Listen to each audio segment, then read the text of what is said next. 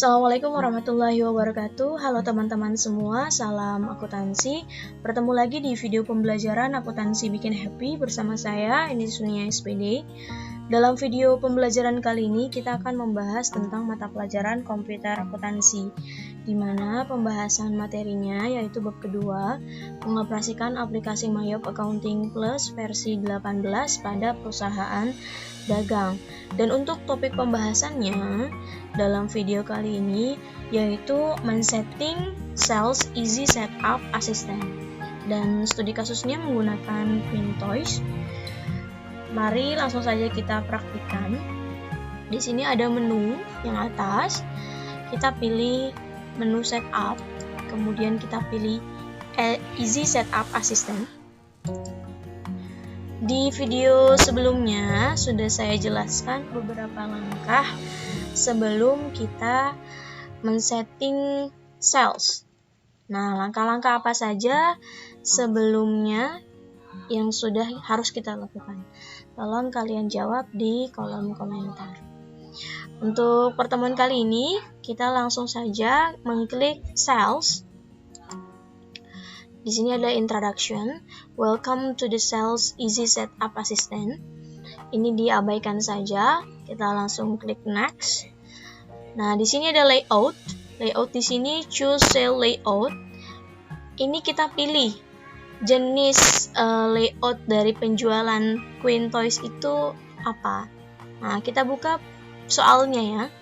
Di sini dijelaskan, Quintoys adalah sebuah perusahaan yang bergerak di bidang jual beli aneka mainan. Ada kata jual beli. Berarti ini adalah perusahaan dagang. Kalau jenisnya perusahaan dagang, berarti layoutnya kita pilih item. Kemudian kita pilih next. Di sini adalah selling details, di mana di sini dibilang enter the income account you plan to use for most of your sales. If you use multiple income account, leave this field blank. Nah, ini kata kuncinya nih. If you use, jika kamu menggunakan akun pendapatan yang banyak, biarkan aja field ini. Kita lihat di soal ya, income account. Kita lihat di daftar akunnya. Nah, untuk daftar akun sales untuk income account atau revenue ini ada beberapa. Ada 4 akun yang kita gunakan, berarti ini lebih dari 1. Kalau lebih dari 1 berarti multiple. Nah, kalau multiple berarti ini kita kosongkan saja, kita lewati. Kemudian kita klik next. Nah, di sini ada tax codes, di mana kita harus memilih untuk tax code yang sering kita gunakan untuk customer. Tax code di Indonesia adalah menggunakan PPN. Sebelumnya kan kita juga sudah men-setting akun pajak kan, berarti ini langsung saja kita pilih PPN. Kemudian untuk yang kedua, when you charge your customer for freight, freight ini adalah beban angkut, biaya angkut. What tax code is most often used? Nah, kalau kalian beli sesuatu, kalau kalian jual sesuatu, kemudian kalian customer kalian menggunakan biaya, apakah kalian mengenakan PPN dari biaya tersebut? Tidak ya, untuk semua PPN itu hanya digunakan pada item barangnya saja, bukan pada biaya angkutnya. Jadi untuk freight tax code-nya ini kita ganti menjadi empty atau tidak kena pajak. Kemudian kita pilih use tax code atau boleh enter. Kemudian kita klik next. Di sini ada payment information. Nah, set up payment information. How do your customer pay you? Select the payment method that most of your customer use. Ini kita disuruh pilih customer kita menggunakan metode pembayarannya apa. Nah, kita harus lihat dulu dari kebijakan akuntansinya.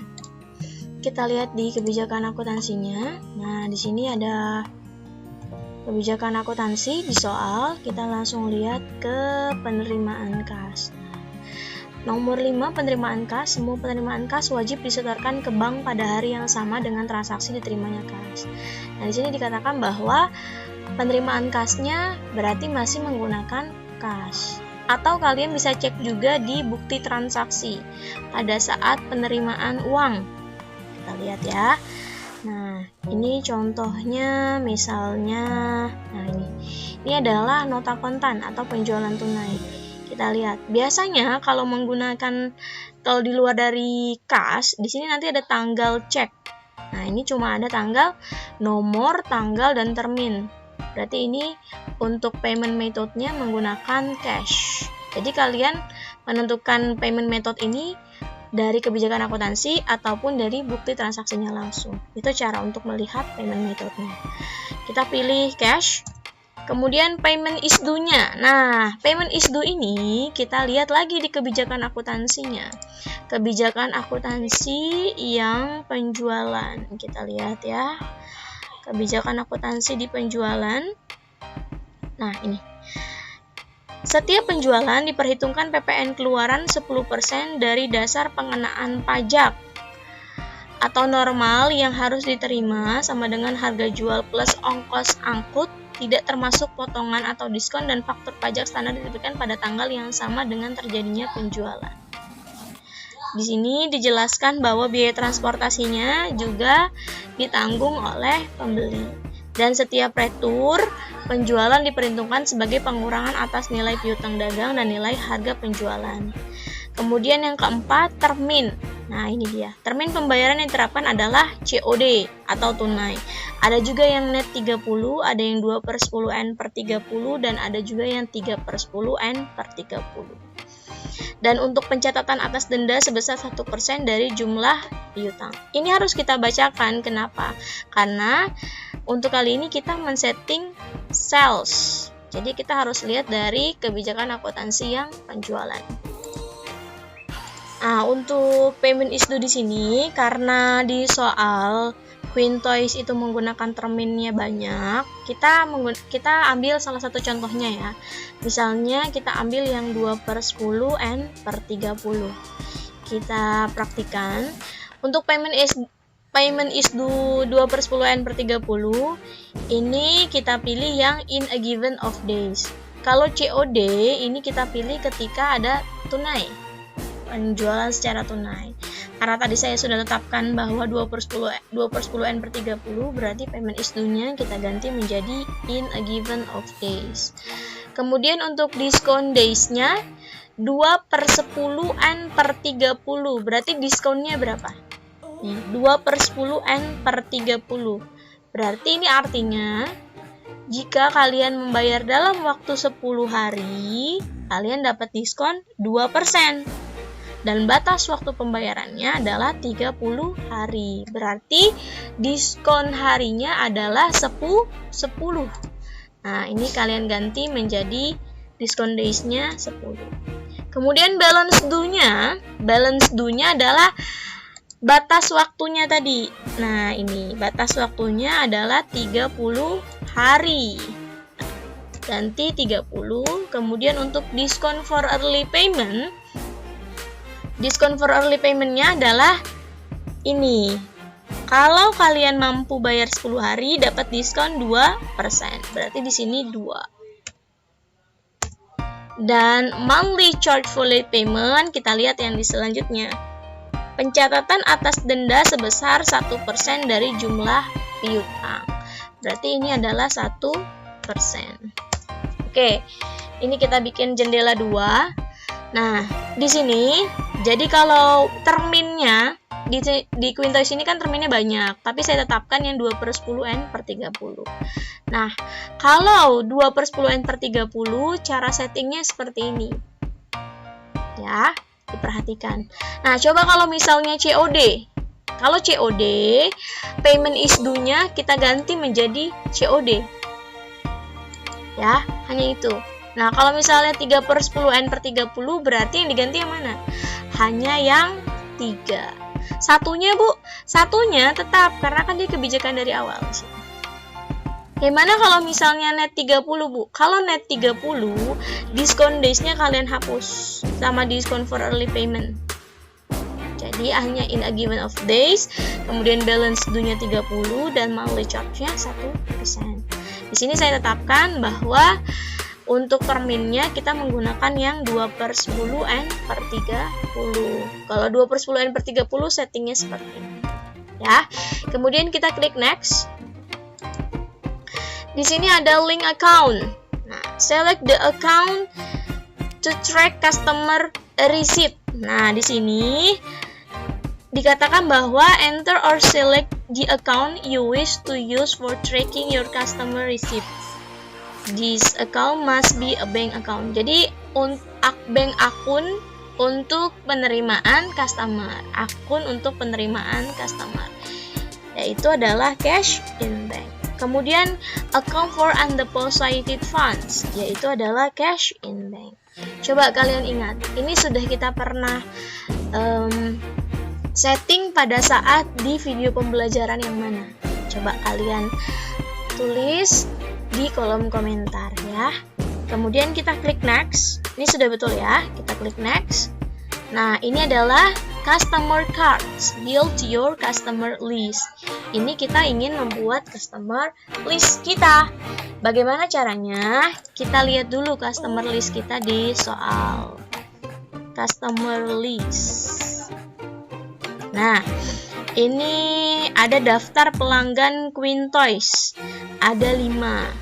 Kita buat ya sama-sama. Caranya adalah kalian klik new. Kemudian di sini ada beberapa submenu. Ini profile, ini masih nonaktif karena kita belum buat. Card tipenya ini bisa kita ganti, ada customer, supplier, employee, dan personal. Karena kita lagi mau membuat daftar pelanggan, berarti ini sudah betul. Dan fieldnya memang di sales, berarti ya customer. Designation-nya ini bisa kita ganti menjadi company ataupun individual. Kalau di sini kan terlihatnya semuanya company ya. Jadi ini designation-nya tergantung dari nama pelanggannya. Name-nya langsung saja, name-nya adalah Istana, menggunakan huruf kapital jangan lupa. Name-nya adalah Istana Boneka. Kemudian kita enter saja. Card ID-nya yang kode C001. Nah, di sini kalian jangan menggunakan mouse, menggunakan tab. Klik tab saja. Kemudian address-nya sudah aktif di address. Tulis alamat Jalan Raya Kranggan nomor 50 Bekasi. Ada nomor teleponnya. Oke, city-nya boleh kalian tulis Bekasi. Di sini Bekasi. Kemudian tab sampai ke bagian phone. Phone-nya kalian ketik nomor telepon 021 strip 87894 534. Nah, di sini di profile nih. Nah, kalau kalian sudah mengisi atau menginput, ini sudah diaktifkan sama Mayop, sudah bisa kita lihat. Nah, ini ada selling details. Ini adalah keunggulan dari menggunakan Easy Setup Assistant, di mana kalian hanya men-setting sekali. Men-setting sekali di awal, ini sudah otomatis semuanya. Tadi kan kita men-setting layout, kemudian ada juga text code sama free text code-nya, kemudian ada payment is due-nya, terms information kita isi. Terus ada payment details, ini semua sudah terrecord sendiri, otomatis. Ini adalah keunggulan dari menggunakan Easy Setup Assistant dibanding kalian menggunakan Command Center. Jadi hanya sekali saja kalian setting, semuanya sudah otomatis. Itu adalah cara gampangnya. Nah, ini bisa kalian klik OK atau kalian menggunakan Alt-N untuk ke yang selanjutnya, nomor 2 ya. Alt-N boleh, OK boleh, tapi cara cepatnya kita menggunakan Alt-N.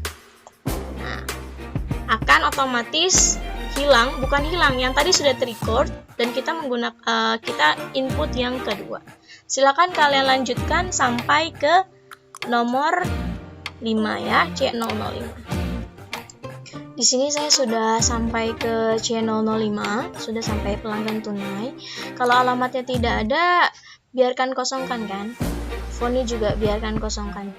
Nah, kalau sudah, baru kalian klik OK di kode pelanggan yang terakhir kalian input. Dan klik OK. Kemudian hasilnya customer listnya seperti ini. Nah, ini sesuai dengan abjad ya. Jadi berurutannya sama abjad. Bukan ketika kalian bikin yang pertama Istana Boneka dia paling atas, tidak. Ketika kalian sudah record, nanti munculnya akan sesuai dengan abjad. Kalau sudah seperti ini, kalian klik next.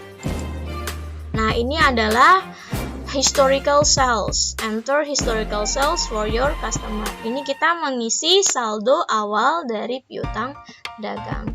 Kita lihat soal lagi, ada di sini daftar saldo piutang Queen Toys. Caranya bagaimana? Kita klik add cell. Kemudian nama customernya, yang pertama kan Istana Boneka. Boleh kalian ketik, langsung aja ketik IS, nanti dia muncul sendiri. Atau kalian boleh klik juga yang di sini, anak panah. Tapi saya gampangnya adalah kalian hanya ketik nama inisial depannya aja. Kalau sudah, kalian boleh enter. Menggunakan tab aja ya, tidak menggunakan mouse. Invoice-nya kalian pilih yang nomor faktur FQ strip 078. Kemudian date-nya yaitu tanggal 15 Agustus 2017. Untuk menuliskan tanggal jangan sampai salah, karena ini akan berpengaruh ketika si customer-nya ini nanti membayar utangnya kepada Queen Toys. Ya, jangan sampai salah karena fatal. Kemudian memonya boleh kalian isi saldo awal piutang dagang.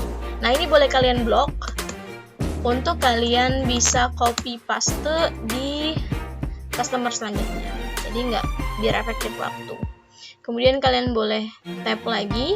Nah, ini total including tax-nya yang saldo ini 435.000. Boleh kalian tap. Nah, di sini kalau yang namanya piutang berarti dia sudah include sama PPN. Wajib kita ganti tax code-nya, bukan PPN lagi, yaitu jadi enter, sehingga tax-nya jadi 0. Ingat ya, ini rumusnya. Jadi ketika kalian input saldo awal piutang, jangan lupa tax code-nya diganti jadi NT. Kalau ini PPN, nanti dia nambah dong PPN-nya, banyak ya. Saldo piutangnya jadi tambah.